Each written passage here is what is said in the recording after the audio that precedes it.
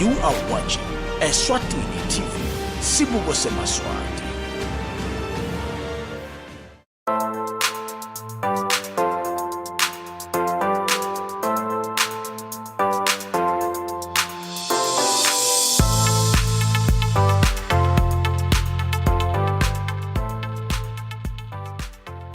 Welcome to another episode of Libhola Eswatini, a show where we just discuss things about the bola kuphela letendekako lapha ekhaya. Siyasithinseka nakulamanye amave kepha-ke sikhuluma nje ndzaba letendekako tebhola lapha ekhaya. Namuhla ke ehlelweni utabuhleli naye njengenjwayelo Phathizwe Msiki sitabe sinawe for the next hour.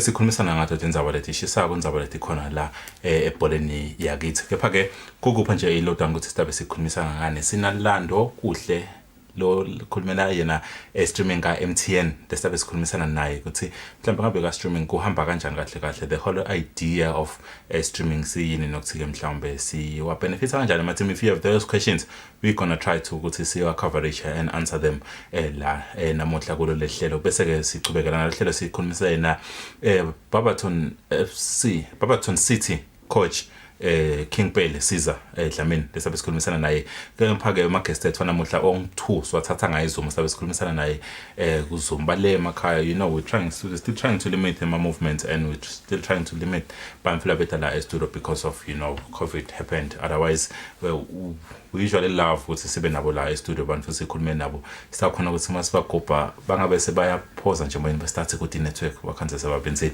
So but anyway, technology yafika to simplify into leti njengaleto ukuthi sikhona singavinjwa ukuthi ngoma kune COVID sekuthi lesitakwenza tinzabe sabe sikhulumisa ke namuhla ngitota dona leto tayo ikakhulu streaming kanye naye Caesar Dlamini sive ukuthi ngabe South Africa uchuba kanjani nokuthi mhlambe coaching career yakhe uyibona ibackup. Sitabe sikhulumisa leto tinzaba namuhla. Kepha-ke umlotaba ngilacela kwami njengenjwayelo Linda Master Dlamini nginayi la eceleni nguvusele ngumukele ehlelweni Nkosi. Ngiyabonga Phathizwe ukumukela ngethuba lokukhuluma ngivusele wona amalwelo viewers ekhaya including now ama guest ethu leswathola ngaZoom. Ukhuluma King Pele South Africa, ukhuluma ngalando khona la ekhaya eSwatini. Ngicabanga ukuthi kunengiphathizwe lesingakhuluma lokwentekile kwebhola kodwa ke ngemvumo yakho ngidawumela leso sikhathi. Ngifuna sifike kuso master because there's a lot to talk about. Local football and all that. There's another the issues, the issue. Sayiphinze yabuya kepha-ke story for start discuss how we just hope the story leso Phathizwe ngicabanga ukuthi sitaba sithi master ngakubamba abanyalo ngifuna kubamba nangilando ngoba sangivele nginaye la khona kweZoom sesitavele singena tukwayo sitakhona kwesimasheshe sibamba etulo mase sitakhona kufika la sifuna sifike khona because ngiyakubona ufuna kungisaphi lando angomukele nguvusele ngunikele lithuba ukuthi uvusele babukeli beEswatini TV. Ngiyabonga kakhulu Ndlondlo, ngicela ukubonga umsakazo wakangwane iEswatini TV ukuthi ibe nami lapha namuhla ningimeme lehlelo lelihle kangaka. Ngiyajabula nami ngingilando ngimelele baka MTN phela ukuthi sikhona kulolu hlelo lolu. Solo vele siyalangadelela ukuthi sigcine sivelile. Yes Lando, I'm happy ukuthi nathi sigcina silithola lethuba just to give clarity because we've received them questions in Ngumbi. Some of them we couldn't answer. Good, okay, nyalo kwentekani. And having you here, I think will give a better picture. Good, see what's going on. Just to bring it's just good to bring everyone to speed who's watching and he doesn't or she doesn't understand what to see. The streaming deal, how did it come about? Can you take us back? Good, see if you guys come gapi itangani, why MTN are involved? Okay, siyabonga kakhulu Ndlondlo. Thank you for that question. So with regards to indaba streaming deal, siyathi ukuthi umhlaba wonke nawabhekana nemikhuhlane lomkhulu phela yona i-COVID-19. What basically that meant ku COVID-19 is ukuthi a lot of organizations, including a sporting fraternity, then had to resort to other means of broadcaster. Sabona emhlabeni wonke jikelele ukuthi imidlalo yabanwa completely just to try and curb the spread of COVID-19. Over and above that, even ngesikhathi seyiqala imidlalo sokhanza ukuthi seyi-controlled le COVID situation, kwakhanza ukuthi nema-fans are unable to actually go to stadiums to actually watch imidlalo. As a result, ke siyathi ukuthi vele COVID u-affecte kakhulu umhlaba wonkana jikelele, but ikakhulu nakuma-sports lapho khona a lot of us actually couldn't even watch or sifinyelele sikubukela ima-sports lesiwathandayo. But sing MTN ke locally sinkampani vele lekhonela kujabulisa abantu njengoba ukwati nje phathize ukuthi our motto as MTN is to make the lives of our customers brighter. Lokho kusho ukuthi sikhonela sinkampani ukuthi sitawuwenda impilo makhasimende ethu achakaze. And one of the ways in which we do this and we deliver this bright life ngulokuthi si-supporte yona phela ama-sporting fraternities ikakhulu ibhola. Siyathi ukuthi ibhola ngumdlalo lothandwa umhlaba wonke jikelele. It is a sport that unifies people from different cultures, different races, and different backgrounds. Nathi sing MTN sing le brand kanjalo siyayithanda vele sinesasa kakhulu lebhola. Sinkampani futhi siyachubeka siyasupporta ibhola because we understand ukuthi as a company everywhere we go our customers love soccer, and the most important mandate kithi is ukuthi sisite impilo demakhasimende ethu tibe ngetichakazile through bringing their favorite sport to them. So with regards to your question, Gendlondlo Bobutile, ukuthi manje streaming deal, how did it come about in light of the situation that was happening with COVID? And nalokuthi phela ema-sports bese singakhoni kwabukela ngendlela yenjwayelo. Siyathi ukuthi uhulumende wembubo wabese soyawavula ema-sports, but unfortunately ema-fans couldn't go etinkundleni ukuthi bayobukela. So nathi siyi-digital company ke, sabese sesibona i-opportunity to say how then can we best bring i-game le intsambo kati kakhulu esiveni sonkhana to tincingo tebantfu right in the comfort of their homes. Sabese sesivela kanjalo ke indzaba ye-streaming. PLE then approached MTN sabese sesiyaxoxisana to say singabe sesibambisana njani ukuthi siyilethe le midlalo kona balandzela bakhona ukuya etinkundleni singayiletha njani le midlalo etincingweni tabo. Kwakhanzakala ukuthi thina sing-MTN ke vele sinayo i-platform yethu that has always been there. It is basically a streaming platform called Yellow Hub. So this is a huge opportunity ukuthi you can actually leverage on Yellow Hub, platform lebe solo sinayo ke njengoba sathi ukuthi Yellow Hub isebenzisela not only for streaming but also to bring indzaba entertainment. So this is how everything transpired and came about. Lando mhlawumbe we see the support to MTN kuma sports and in football in particular this time around, but good in le mafias kuthi MTN is literally trying to run ibhola yakangwane. Like everything it's MTN. Maybe the limit good in those fears and the limit you can as far as go involvement here in terms of all this broadcasting and all that. Okay, ngiyabonga nje for mbuto wakho. If unganaka nje vele as ngisaphendula your questions, for us our mother body ngu-PLE sipartnerishe na Premier League of Eswatini. Premier League of Eswatini nguye lesithathisa kuye for everything. Sine we just come in terms of just bringing about that support for the sporting fraternity. So in terms of the mother body, vele for us, we cannot do anything outside of PLE. PLE is the mother body. PLE sithathisa kuyo kufanana nokuthi umbabe in terms of governing soccer in the country. So to your question, Ndlondlo, no, it is not true. Because it's nesing MTN konke lesikwendako sikuthathisa kuye phela PLE lokho nguye phela ngqongqoshe welibhola lakangwane. So as a company our main priority is ensuring ukuthi not only do we contribute to the development of the sport lakangwane but also ukuthi sithokozise emakhasimende ethu lesati ukuthi ayayithanda kakhulu ibhola. That is why ke sibe sesiyisekela in this way. And in terms of yes, sir. How should I proceed? Yeah. Okay. Proceed. So yes, that is basically. Okay, no problem. So basically, that is basically where we stand as in company as MTN. For us, the biggest mandate is to support the development of Libhola Lakangwane. But kuko konke lesikwendako thine sigaidwa ngu-PLE, who is a very strong partner, who has been very supportive, and also nathi sing Eswatini MTN nathi phela sifuna ukuthi siqhubeke support Libhola, sinikete nema-fans phela that wonderful experience, because siyati ukuthi on the yellow side vele sikhonela ema-customer ethu, and ama-customer ethu siyati ukuthi ayalithanda Libhola. How has it been going since you started streaming? I remember you started first games last year. You was a game against Mbabane, Swallows and Young Buffaloes. Since then, how has it been? The response from Siyabonga. Okay, thank you so much, Andrea, for that question. And when we first fly to the first set of streaming games, we test.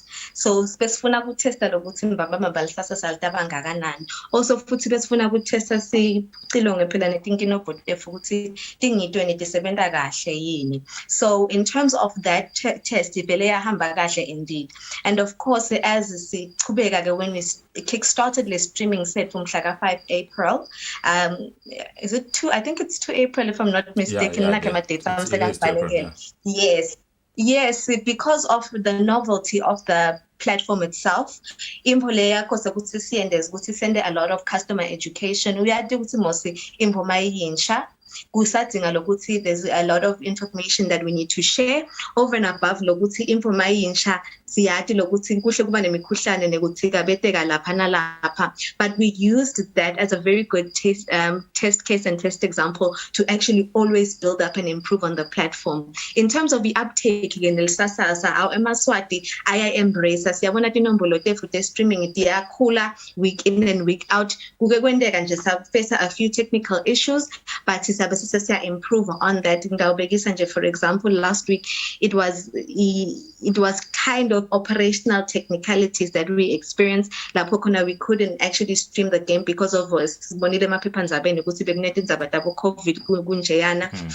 As we were doing all of that work, then we had to then refund them a customer if we had already bought tokens. But in terms of the overall uptake, Emaswati are warming up to the streaming,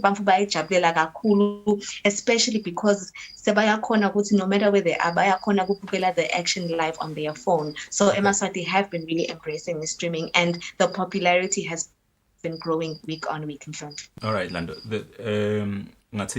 The idea you sold to Maswati was, if they buy the token, if they watch the game, regardless could see Itimiako or not, but if I buy the token, I'm contributing to Itimiam. Would you happen to have figures for me? Could see Mangteng token at 25 rand, how much goes to the team, how much goes to MTN or to PLE, or the way that break it down the money? Would you have those figures in percentages? But yes, definitely. This is something that has actually been communicated even previously. Yes, Katisisa launcher, streaming platform, and also some of our media partners, we did say. In terms of revenue share, PLE is getting 78% of the revenue, which basically means Guti. Yeah, continue. Sorry, there was just it's okay. You know, working from home and all that, it's bound to happen. Yes, working from home. Yeah. So basically, PLE gets 78% of the streaming revenues, and then MTN it's 22%. But to 22%, we are the cost of actually bringing about the stream. So we partner with a streaming company. There's 70 to bring the games as camera, but also 22%. Even from our platform, Yellow Hub, things about double maintenance and what have you to actually help facilitate the streaming. So, 78%. Our partner PLE then is able to distribute accordingly to Emma teams to actually support from the streaming revenues that we are getting. So yeah, this is information that has been shared widely and publicly, so in terms of the percentages in terms of revenue share. Wow. But because it's the contribution more especially because Emma taking is something that cannot be done physically, but siyabona ukuthi kule contribution that comes about as from the Yellow Hub initiative, sekuyakhona ukuthi sekuvala lama revenue gaps that otherwise my teams would have actually received prior. So kwethu nje sing M10 kungaba nje kukhuthaza abamfu babukeli nebathanze bebhola ukuthi before we figure out Orlando, I'll give you that opportunity. Oh, okay. I was just wanted to make you follow up, Lana. You're saying 78% you got Premier League, so it's Premier League who decides who gets what from the 78%. In terms of leisure, I think the right people would be able to answer that question. My partners for Agapeli in terms of the distribution and dissemination. It's loud and clear. Now, a question, I'm bringing it home to Eswatini TV. I understand you with Swazi TV you share, and there is an app Swazi TV launched where MTN is the biggest contributor of the content as well. Are we moving to a time where maybe I'll be able to watch the game from that app? Ngicabanga ukuthi at this point in time besengakabi naleti ngxoxo leto, but ngicabanga ukuthi lo mbono wakho siyawubona and ngicela kufaka emgodlagodleni wethu, because as you say, we are always constantly on a journey of improvement, and we are very open and keen on ideas. Njengoba sibonile ukuthi vele with the new digital age, we have had to become more of platform companies and content generation and creation companies. Things are moving quickly and moving fast, so this is something ngicabanga ukuthi umbono wakho ngilomuhle kakhulu, and it is something like ngamele ukuthi singiwuthathe nami sifake emgodlagodleni to actually see how can we bring this into life. But yes, kunjalo in terms of Eswatini TV na MTN, we also do have a partnership with the Eswatini TV app, and we do see probably in the middle to long term there will be convergence of some of these platforms and the content generated. Please, Lando, tell me you have these figures I'm about to ask you. Please, I'm going to reference it to No, I just want to find out the stats so far since you started. How many people? I won't say how much. I'll let that umbugela figure share in a car. But how many people have watched Emma games? I remember the other time. I think I forget the game, but what's around 40,000 in terms of global streams. But do you have overall figures so far?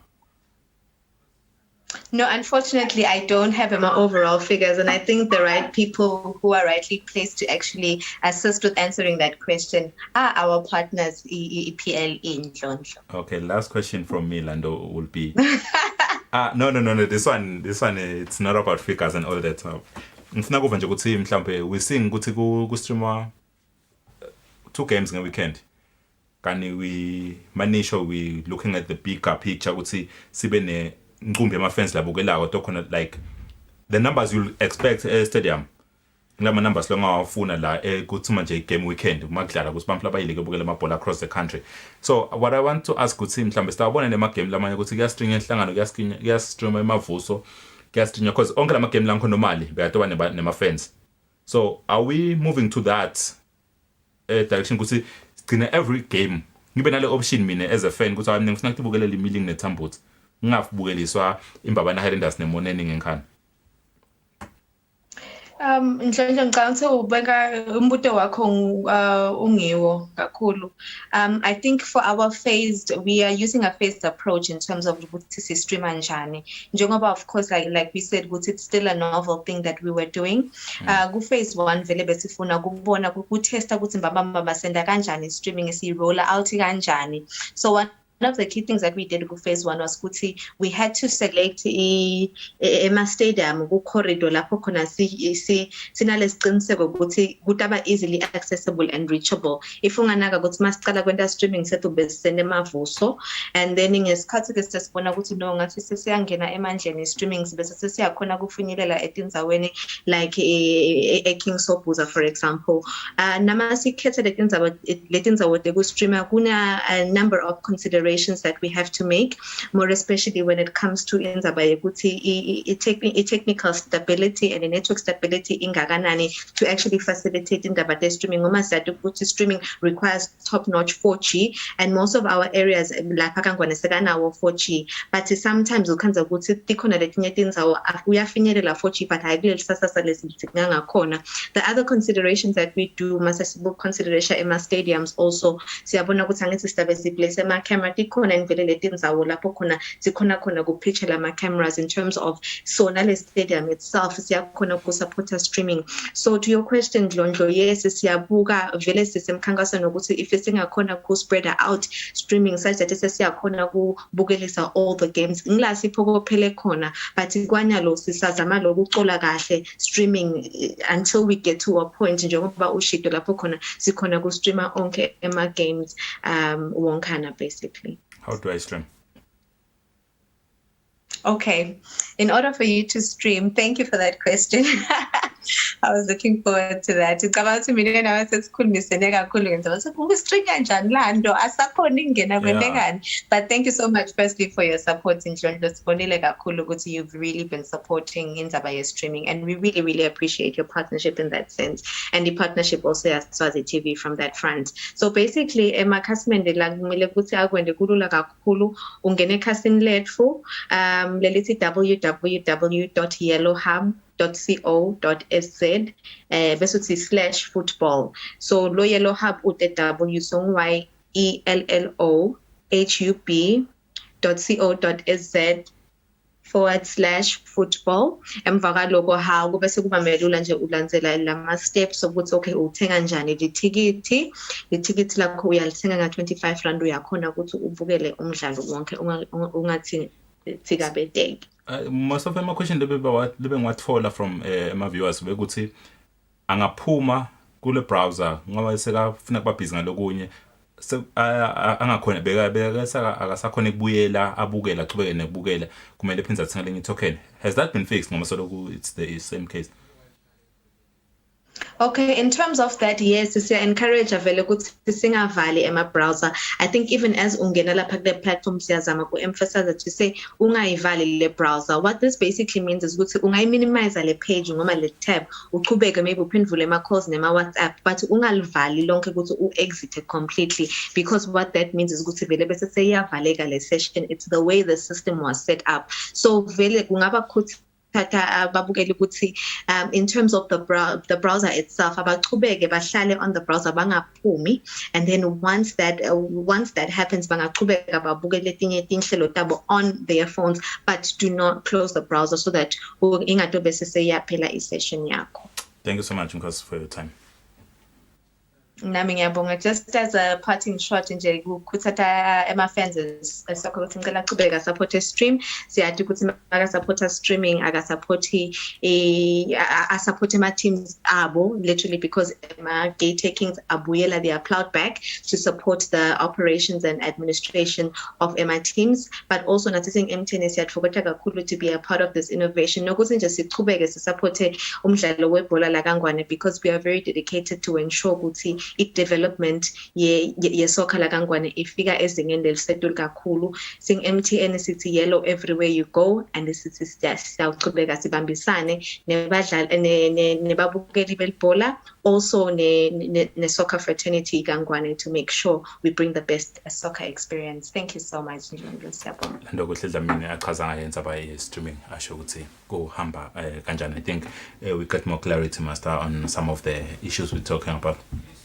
Yeah, kunengivele inqumbi babukeli labe ba confused ngako unokuthi bangena njani nokuthi why but ngicabanga ukuthi MTN in appeal kusamele ukuthi nabo bathole letinye indlela ukuthi emaswati angayibukela le bhola, because siyati we are live lelisa uthuthuka vele. Ngicabanga ukuthi I'm old school. Yeah, I was talking more education on this. In fact, no, I believe in the traditional TV. Ukuthi ngidawuhlala ngibukele. Ukuthi ngingahlala nje icingo lami ngibukele team yami iziphele igame. Kulukhuni ngicabanga ukuthi naleti nombolo la nto ngiyambona akafuni ukutisho leti nombolo ngiyazama lokulandzelela bengibuka nje ku game yembabana Swallows neMoneni yathi nayisaqala about 32 ebamvu bebabukela ku derby less than 200 lababukela now uya plus le mali leyo asengithi 200 mabomu uthi 25 times 200 kwakha 5000 lokusho ukuthi imali but ngakwagcina kubukela I think that's the game labaswagcine bakhe over 40,000 so takhula leti nombolo. Okay, mhlambe ngangena kabi ngachecka lena kuza because lapha etulu kuyabhala ukuthi bangakhe lababukelako. I tend to be corrected. But ngicabanga ukuthi the teams kukuncane la kutholako. But it's a new idea. That's why I'm saying I'm old school. Yeah, cool. How many people out there are like me?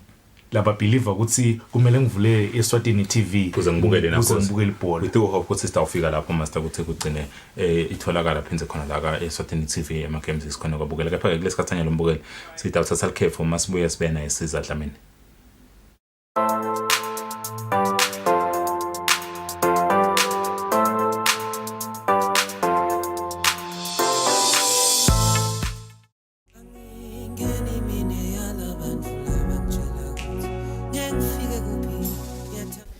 Malangeni lamahle gama lami ngingisanziso ngwakamathebula sibambisene nembutho wembube kulwa nekutibulala nekubulalana kwesive sithi ke umuntu lodzinga lusito kuloko akakhone kuye emaphoyiseni noba akhulume nemuntu lamthembile sincenga sive ukuthi asiugweme lo mkhuba wekutibulala newekubulalana.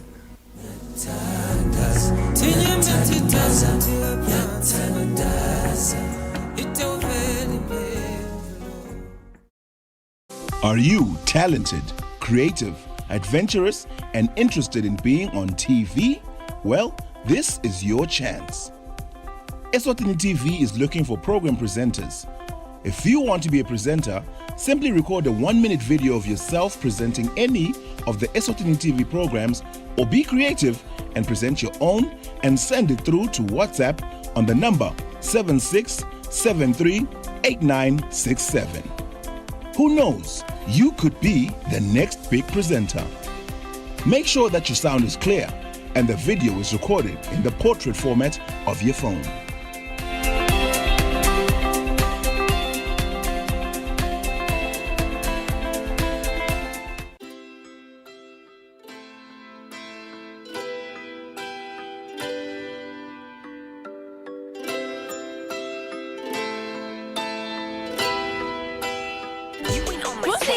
You ain't on my swag. You ain't on my swag. On my swag radar.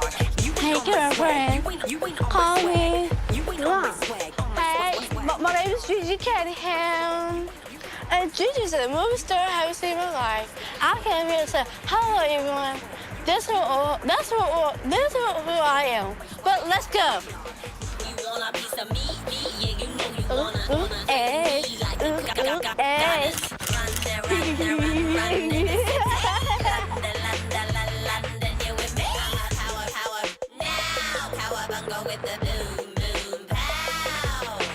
You ain't on my swag, on my swag radar.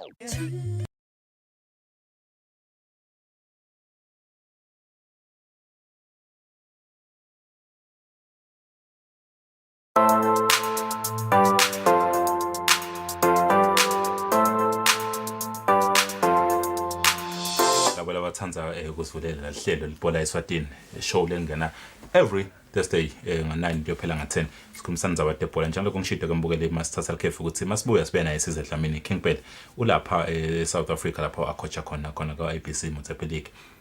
Nkosi asingimukele sinikele ithuba ukuthi uvusele eMaswati. Sivusele ekhaya, sivusele bakalazithe, sivusele bengwenyama. Yeah, ngifuna siza ukuthi nafuna ukuthi ngibambele kahle icingo lakho ungamuvi kakhulu athi khona umbukeli akubuke ngco ungamuvi kepha mhlawumbe nje siqale ukuthi impilo injani khona eNingizimu Afrika usaxuba necoaching impilo nje outside of football for wena ngabe usephetheke kahle Angisaphatheke kahle bhuti sekwaba ngilelinye elikhali elisha.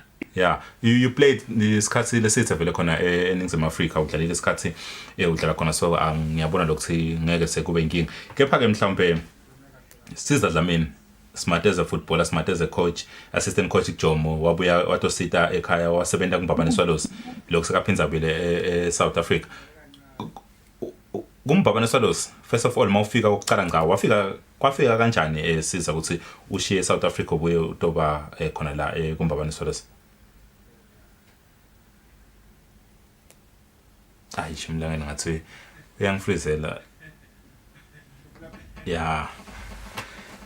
Stasha network master ke phake sethemba ukuthi uTahla buya atholakala. I mean, he played in South Africa isikhathi esithe wabuya wasebenza kuyo eMbabane Swallows kuJomo wasebenza kuJomo after amdlalele isikhathi. Contribution yakhe ebholeni master. These are the former players we want to see coming back up we are investor kuyibhola. Yeah, one of the most loyal servant of the game yena Siza Dlamini ngisho lokho because Siza everywhere la hamba khona la dlala khona uyaye uve bakhuluma ngeloyalty yakhe nangekudimisela kuJomo Cosmos wadlala ngekudimisela wathi naka retire Jomo abona ukuthi ngcono amende assistant out of all the players la dlalela Jomo ukhuluma ngabo bo Raputla ukhuluma ngabo Mabalane labagcina baye Pirates ukhuluma bo Tiko Bukwane bonke labadlali labo but Jomo wakhetha Siza ukuthi abe ngiassistant wakhe lengicaba ukuthi nakhona usebenzile isikhathi lesithi wasimelela kahle simaswati because sithi ayisifune lo ukuthi nangabe outside the country usebenta ebholeni kakhulu phakamisa lomjiko maswati so ngicabanga ukuthi even though kuhamba kwakhe kuJomo Cosmos kwaba naleto tinzatshana late in fact Jomo Bings Jomo eSouth Africa kuyatiwa ukuthi nasekufike tindzaba entemali akabhadala kakhokha udzinga ukuthi inzinisa netinkandulo ngacana na producer wethu ivictim yako lo. Yes, Taribo Bembe is a victim naye kuJomo Sono lengicaba ukuthi that's not good but ke ngekalalela stand screamer Shabalala khuluma ukuthi hey vele Jomo imali akayikhokhi akusinje vele umvulo lokhokha imali so inkumbi yabo soma business benda njalo but yena Siza Dlamini ngicabanga ukuthi ukhonile ku survivor leyo period leyo wabuya la khaya wa coach alicimbu leMbabane Swallows angitrainer assistant. Master, just to bring back la endzabeni yasiza ukuthi talking before singena moyeni because the last time we tried to talk or not the last time we want to try to talk to Yuki sisi masikhuluma outside of TV simthole kahle sikhona ukukhuluma communicate with no problem sisi masasingena kube nenkinga yengathi ufuna kusiphinza namhla because we've been talking to Siza this whole time everything was normal but nyalo so when they got tika kungasiphinzi phela master ngicabanga ukuthi ngile network yabo ngale South Africa because la kithi lesicela ukukhuluma nalando isicela ukukhuluma nalando uyatholakala but ngicabanga Siza wende kahle phathizwe kuhamba aphinza abuyile South Africa asale ayoba nguhead coach because umuntu uyadzinga ukukhula ngiyathi ukuthi emaswati lamanengi akhumbula Siza Dlamini nanguya lo ageja ipenalty Namibia 1999 kanti futhi kuleyo game leyo kuphathizwe uyathi ukuthi emaswati akhumbula le penalty shootout kuleyo game leyo there is a Swazi player who missed a penalty sihlangu sathola ipenalty yagejwa leyo penalty leyo hayi Siza wayigeja sashaya ema penalty kodwa umuntu ngaba sifika ngalapho umuntu lokhunjulwa kakhulu kuthiwa wageja ipenalty ngisiza I think Khongotha lehamba that's been unfair. It's being a top player. It comes with being a top player, but you always get the stick if Timbo ngahambi kahle mathamba kahle it's everyone. But at that time even the player who missed the penalty during yona le game he was a big player so ungacabanga but nje ngicabanga ukuthi njoba ngishilo ukuthi a loyal servant of the game yena Siza Dlamini even na national team every time bekabuya atodlala la khaya every time but ngicabanga ukuthi kunengi la kufunzile kuJomo Sono eSouth Africa njoba ngishilo ukuthi he was assistant Jomo Sono's assistant for a very long time so even nema players lafikile afikele kuye Siza ukhuluma abo Felix bafikele kuye ukhuluma abo Phinda bafikele kuye nangikhumbula kahle even naTharipo na kwamkhanza Siza kuJomo. Ngifuna ukuthi ke master because now we are past Pele the player, we're talking about Pele the coach. Were you surprised when Pele came to Eswatini and to be a fitness trainer? He was assistant coach at Jom, right? Ufika Eswatini, ufika ubang fitness trainer, not even assistant coach in a club like Mbabane Swallows. Were you surprised he took that position? Sakuthi kunakefika ku Mbabane Swallows still bekukhona amanyathi again but ngicabanga ukuthi ku Mbabane Swallows ufike ngesikhathi lesikabi. Nansi ufike ngesikhathi lesikabi Siza ku Mbabane Swallows because badlali beMbabane Swallows angifuni ukuvakala kabi. Badlali beMbabane Swallows baspoilekile over the years nga2 baspoileka ukuthi bona umumvu labamlalela kakhulu director because ungelo banika imali. Most of them I remember talking to him a Prince of Wales akhuluma ukuthi ama players awahamba ngene emgwaqweni bashaya roadwork and some of them bebafuna kumlwisa bebangamuva vele and wathi that's the problem lesifacana nayo ukuthi badlali balalela director than labo coach. Ngicabanga ukuthi ufike ngesikhathi lesikabi ku Mbabane Swallows. Kwesibili ngikhulume nga1 ukuthi badlala incumbi ba believela ukuthi umuntu lo tabashela ngidirect. Number 2 ngicabanga ukuthi ufike kabi ngoba Mbabane Swallows beyinale transition incumbi bamvu bathi Mbabane Swallows lele winako kani yena ufika kule team lapho khona basazama basagrinda lama results so vele bekukunengi lokuthi ngenteka kuyemuva ke phambili so ngeke kuzojajeke kahle umsebenzi wakhe ku Mbabane Swallows because awukabonakali kakhulu. Mina wena master I'm beyond the actual job he did. Was he doing a good job or was it not as a fitness trainer? He's been in South Africa as an assistant coach. Coming in, joining Mbabane Swallows, taking a fitness trainer coach, you could have went to any other team and be a head coach with the experience. Let's and let's not forget to see what Mbabane Swallows gonna plumber our coach, that Zambian coach. Janzo. Yeah. Oh, not Janzo. Janzo. How he the most qualified coach? How do you call him a plumber coach? The one who he's got is it UEFA? License A. Yeah. Uwine in labo coach lesikhuluma ngabo labo coach certificate lesikhuluma ngabo labo coach certificate lesikhuluma ngabo kahle Bhathizo sekutawungena nje nako salonga uchakelisa bengikhuluma nalomnye coach emini kuthi kahle football is not about theory. Football is practical. Kumele kahle ibhola ukube 80% practical 20% theory. But here it's the other way around because mangikhona la kuphasa la classini mangiphasile la classini sekuthiwa ngincoach akusibhola leyo ibhola it's about tactics faka labamve groundini funze ama tactics ukuthi ema opponents wabhitha njani labadlala i352 ubabhitha njani labadlala i433 ubabhitha njani. That's football.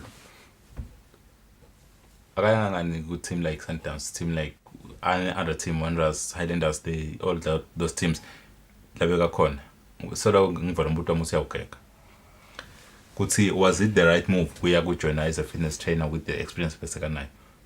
Let's not forget ukuthi Siza Mbabane Swallows is his former team number 1. Number 2, if I offer bangibekela etafuleni master ango understand namhla ukuthi ngendani. It's a simple question. Phela ngichazela wena ukuthi no. Was it a good decision for him? Forget about an offer, forget about everything else. Was it a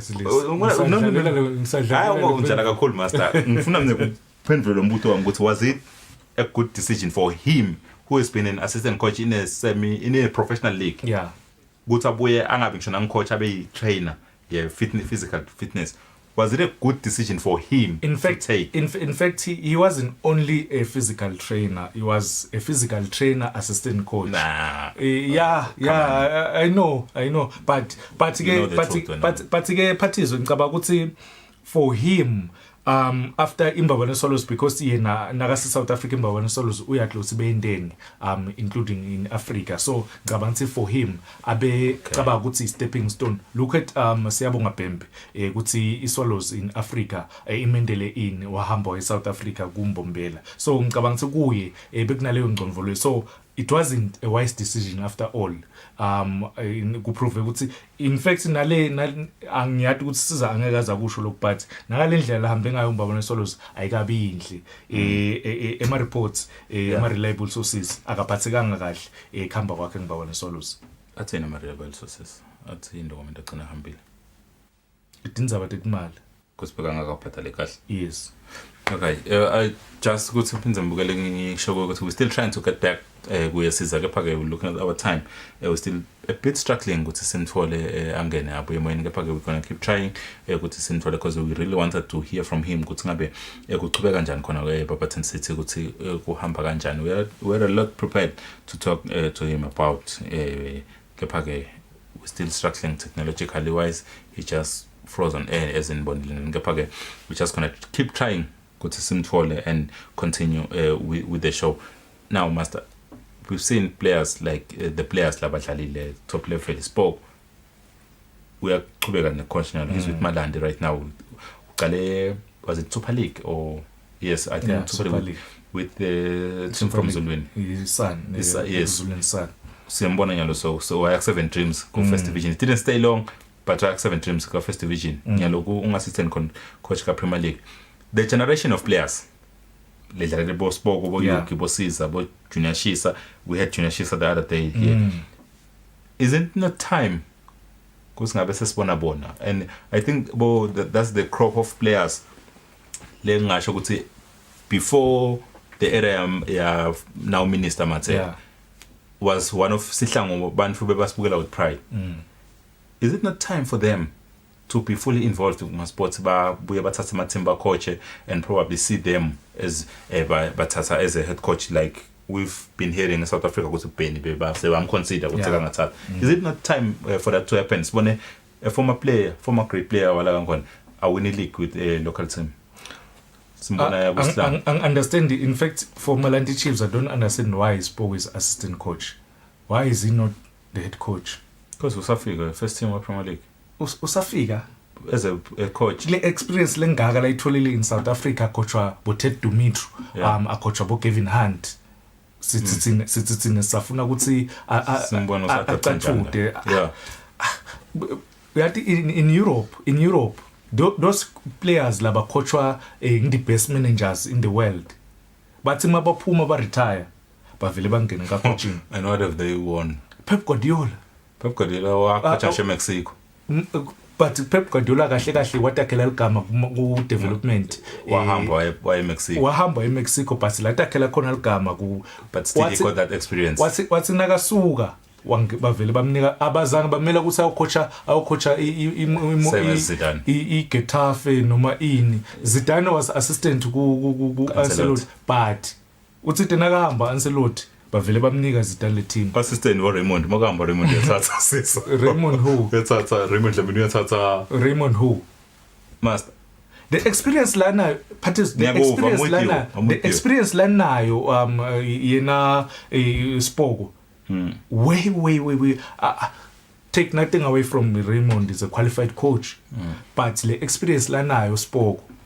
Ngaba ukuthi inengakhulu ukuthi angahlulwa team give those players ngihlale ngisho ukuthi give those players a player like him uDlamini agijimisa ama defenders in South Africa. Give him a coach, a head coach, Malandi Chiefs. It's high time. These legends, I think it take dedication. Ushare family yako, sweat, even kusacrifice lokuningi kakhulu ukuthi ufike kulesigaba labafika kuso uyabona bamelele live with pride ukhuluma ngabo Spoko ukhuluma ngabo Bosiza Boyuki Bombazo I'm even surprised nje ukuthi Mbazo iManzini Wanderers azange siba bathi sibonele na team but is he even interested in the team ukuthi angayicoach because labanye abadlali abafuni ukucoach ngindeka kubalekiswa kule politiki lekhona la kulama teams because the cheap politics la khona la bholeni ngiko labalekisa lama legends uyabona we sing bo Denmark Dennis his physical trainer really but we sing Dunga we sing Bokina they are involved in my team abo but yati sengibekise nje Dennis ku Real Party has been physical trainer for how many years and Real Party fit sithatha qhubeke ngalapho okay it's fine if vele not every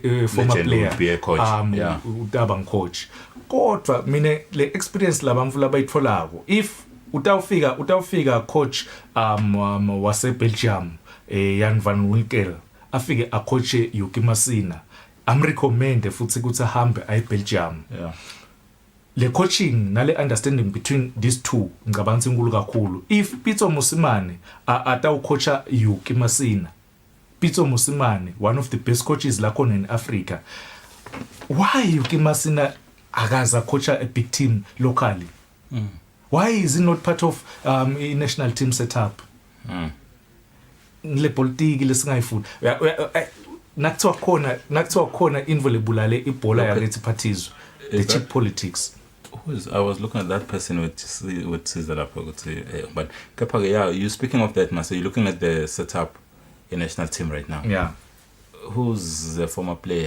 national team former great player look on right now ngicabanga besides trainer so coaching assistant coach no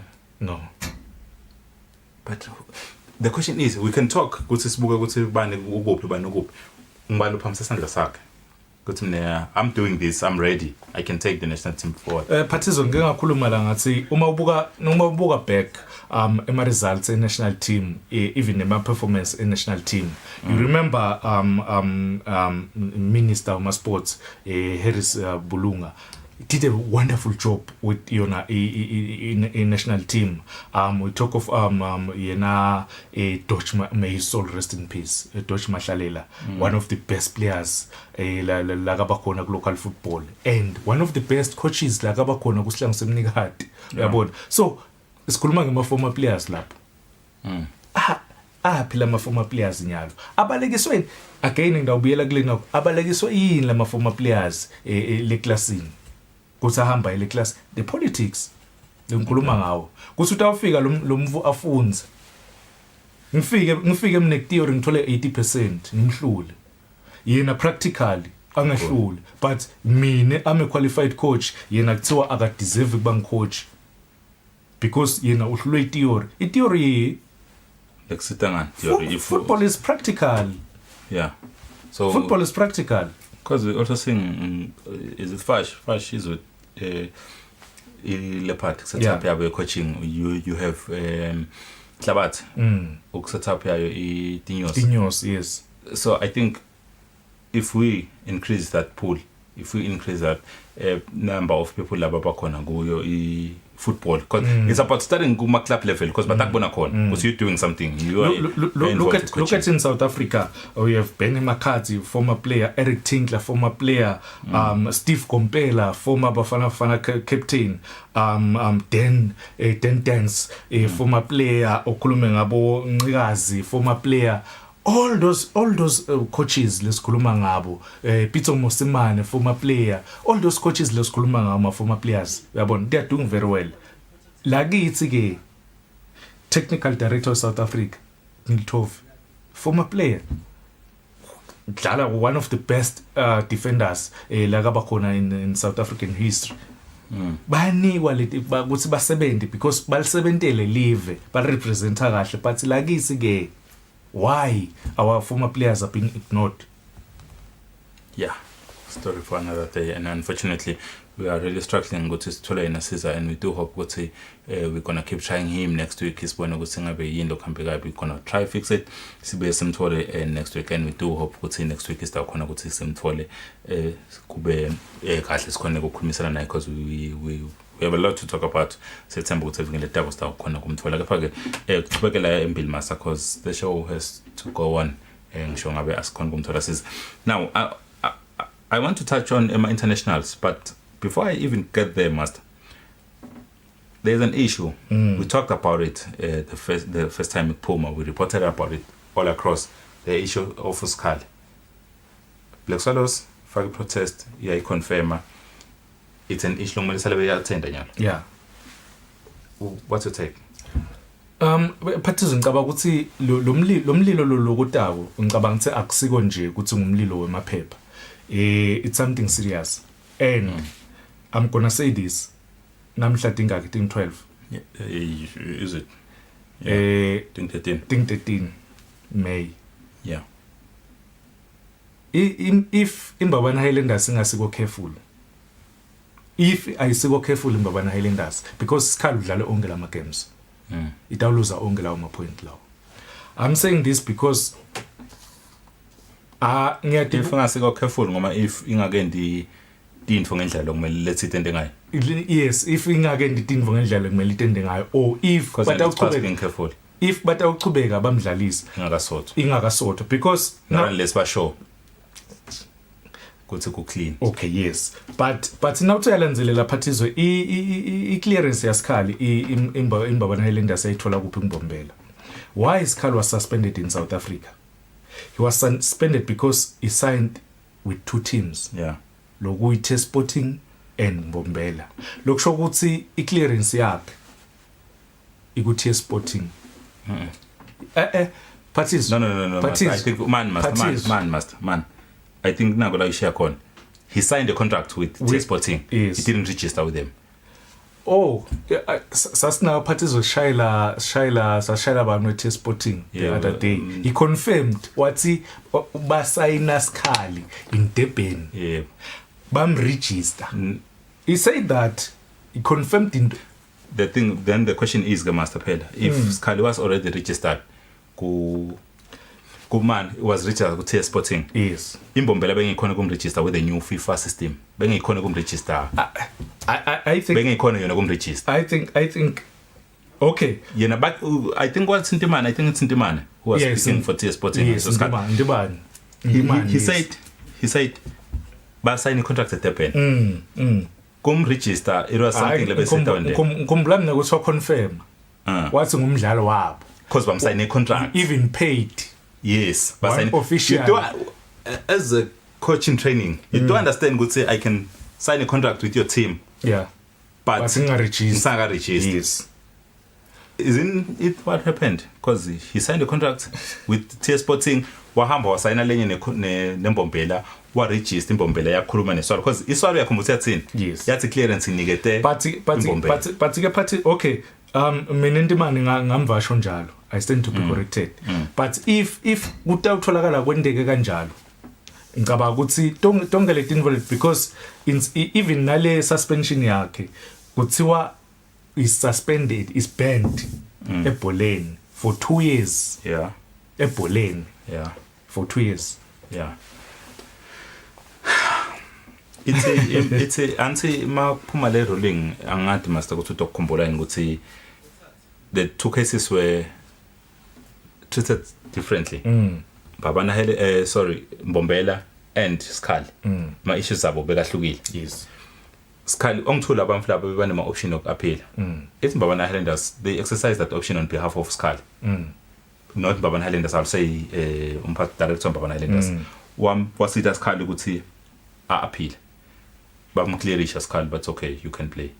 So and you think Imbombela yona bengeke appeal. Yeah, kwathiwa it was broadcasted everywhere ukuthi the owner what saw the interest ebhola. He wanted to sell it even before that case, but then the thing is master lebengifuna ukuletha kuyo ukuthi there is an article under disciplinary and what FIFA. I think it's article 12. Yes. Lekhuluma ngokuthi umdlali ngeke aphume iclearance yakhe clearing him international certificate mayihamba iya ku cause badila ngema football association right Yes. mayihamba iya kulelenye federation iyasho lo mdlali une suspension le outstanding right la ngakaqedza ukuyisave meaning football association ngabe receive lo football association does it mean anything to you? And if you receiver, do you think if football association would risk that by using Sky national team setup? Besidlala North African teams in fact bese singadlala lutho thina. No, master, that could be a ban you leave. Yeah, if you risk that. If it's find out who's umdlalo banned. You think Senegal bengafaka protest against Eswatini? Master, ngifuna sithinta kancane lana but ngiphendule kuloko. Do you think a football association will risk that? Ngicabanga ukuthi nayo football association because sadlalanga neSenegal kuphela sadlala neGuinea Bissau betting ama point onke wona. But bebakwati part of it. But do you think national team ingakrisk yini lo? Sakuthi phathizwe dineng letinvo letine loopholes ku administration yethu angeke bese sesiyakubalekela lokho but nje ngicabanga ukuthi imbabana Highlanders yamregister sikhali yati kukhona tinvo bese itati kodwa kutsadzinga ukuthi lendzaba le awufuni lokho ngiphendula ngalendzaba national team kepha ke master round up national team before sisephume master cause ngiyabona ukuthi ngeke ngithola lempendulo le kwalombuto wami kuphendulile Manchester England iqedile Manchester City champions Manchester City champions of England for the 5th time in history winner league S5 Sergio Aguero winner league S5 with Manchester. In fact Manchester City have never won a Premier League without Aguero. So bama champions yena Pep Guardiola ngicabanga ukuthi nakusona kuqala isizini labanengi beba neck doubt including me ukuthi angayiwina yona ileague yaseNgilandi but so iwinile yona ileague yaseNgilandi so iwine ileague eSpain wayiwina eGermany wayiwina in 4 years in fact uyiwine ka3 no in a space of 4 years yena sona 5 years uwine ka3 ileague so lala sadlala kunyalo sadlala kusa qualify le Champions League Manchester United already back Champions League Liverpool isafightela ukuthi Champions League the last 3 games lesala last 3 games Chelsea West Ham Leicester City Tottenham Arsenal. Why am I wasting time on that? Yeah, Tottenham they won't qualify. And Arsenal ledli Chelsea to. Okay. Can't score it 1-1 master says for the list. Yeah, game yaqhubeka nyalo Manchester United versus Liverpool 1-1 Bruno Fernandes scorele kuqala le Manchester United Diogo Jota ukora le Liverpool but kunema teams la relegated ke parties confirmed of Sheffield United West Brom and Fulham and West Brom gune history because Sam Allardyce has never been relegated. Oh yeah, it's his first time ever a relegator ka Premier League. Master, thank you so much for your time. Ngibonga mina Phathizo. Sibonge nakuye kombukeli lobasalahleni nathi sibonge nakuye Lando from MTN Siza sitawubuya sichumane nawe siqhubeke sikhulumise lendzawo esinakuyikhulumisa with hope ukuthi the next time itabe sayidi kahle ke intsambo tethu sesikhona ukuthola kepha kombukeli isithokotile kuba nayo kuleli awali suka kulo qhubeka ukuthi 49 inhlelo lesikilesela tona sengumsakado weEswatini TV thina nawe sitawubona neviki letako. My name is Phathizo Msebi. Good night.